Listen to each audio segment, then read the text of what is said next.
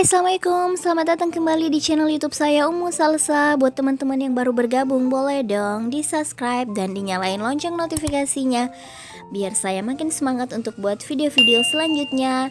Kali ini kita nggak pingin sharing seputar perbekalan ataupun seputar memasak ya. Ini kita mau sharing soal kegiatan kita. Ini makeover tipis-tipis, makeover low budget ya. Yang pertama-tama itu kita bersihin kompor dulu dan buka kakinya gitu ya, karena kaki kompornya itu karetnya kayak udah melepuh gitu, jadi rencana pengen digantiin dan alhamdulillah dapat barang ini di Shopee ya. Jadi buat teman-teman nanti yang pengen ganti karet kaki kompornya, nanti saya cantumin linknya di deskripsi box ya teman-teman. Jadi ini saya dibantuin sama Pak suami. Sebenarnya ini vlog udah beberapa hari yang lalu ya. Ini saya pasang bautnya dulu ya. Oh ya, apa kabarnya nih teman-teman di rumah? Semoga sehat-sehat selalu ya. Kebetulan qadarullah saya dan anak-anak masih pada sakit. Ya, jadi seperti itulah, demam bapil gitu ya. Dan alhamdulillah si kakak sih udah mulai sembuh gitu, cuman batuknya masih agak parah. Dan si kembar juga kemarin udah bawa ke dokter dan demamnya udah mulai berkurang. Cuman giliran saya yang hidungnya udah mulai mampet ya. Jadi maafin kalau suaranya itu agak berubah gitu ya teman-teman, mohon dimaklumi. Ya, setelah ngelap-ngelap kompornya tadi, ini saya pengen pasang stiker kompor gitu ya.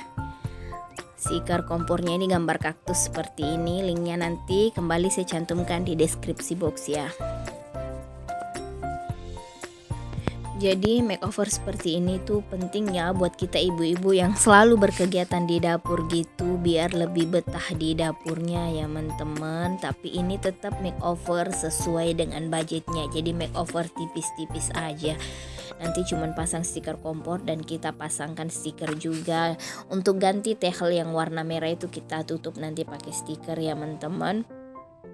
Jadi nanti tetap semangat masak, tetap semangat nge-food prep-nya. Jadi buat teman-teman di rumah mungkin yang merasa kayak aduh nge-food prep susah, masak susah apa segala macam, sebenarnya nggak ada yang susah ya teman-teman kalau mau diusahakan. Dan saya merasa dengan nge-food prep itu malah kita jadi lebih hemat gitu ya teman-teman. Tapi buat teman-teman mungkin yang merasa aduh butuh tenaga, stres apa segala macam, nggak masalah. Buat yang punya uang berlebih nggak masalah sih sering beli.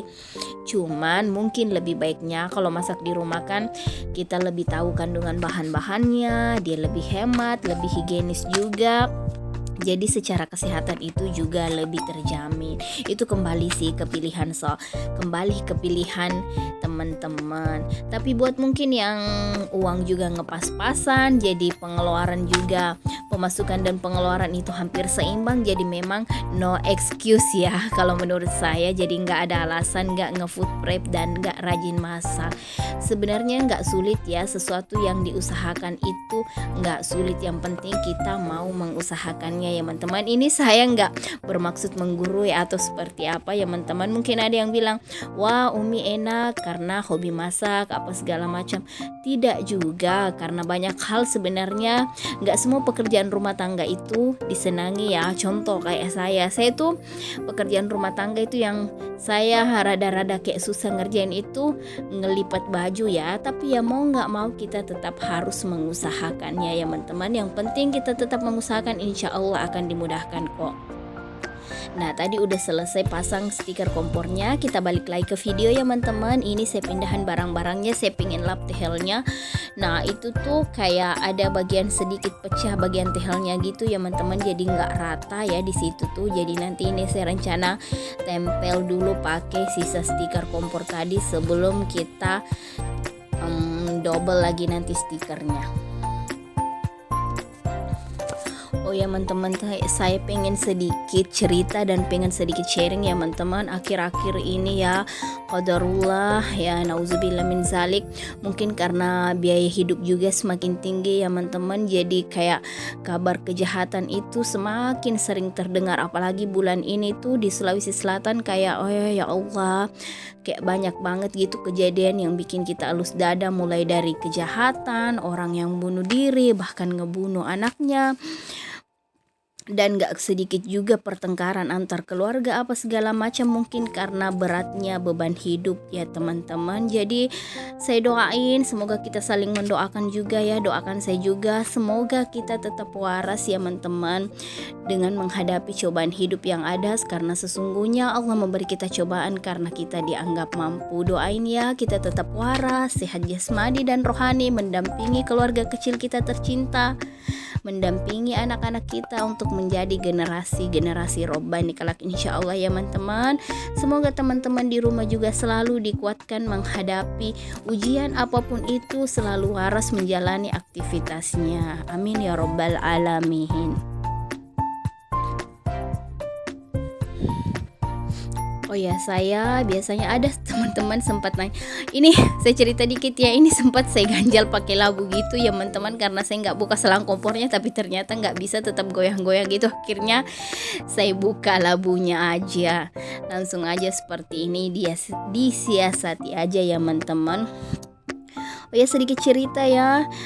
Kemarin ada beberapa teman-teman saya sempat nanyain, wah gimana nih cara saya ngedit video sedangkan anak-anak lagi sakit, atau anak ngejagain si kembar seperti apa, karena mereka lagi aktif-aktifnya ya.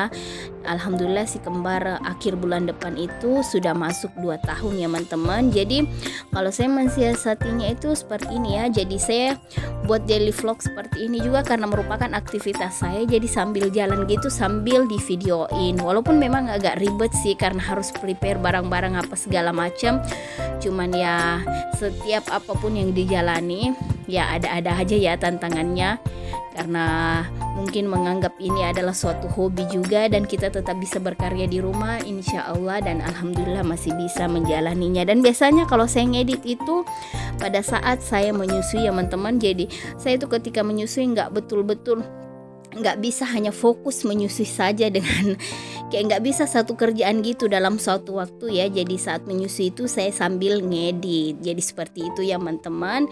Kalau untuk voice overnya nanti Pak suami pulang ngambil anak-anak seperti ini ya, baru saya ngisi suara seperti ini. Karena kalau menyusui mungkin ada yang berpikir, wah menyusui itu kan harus bonding dengan anak gitu.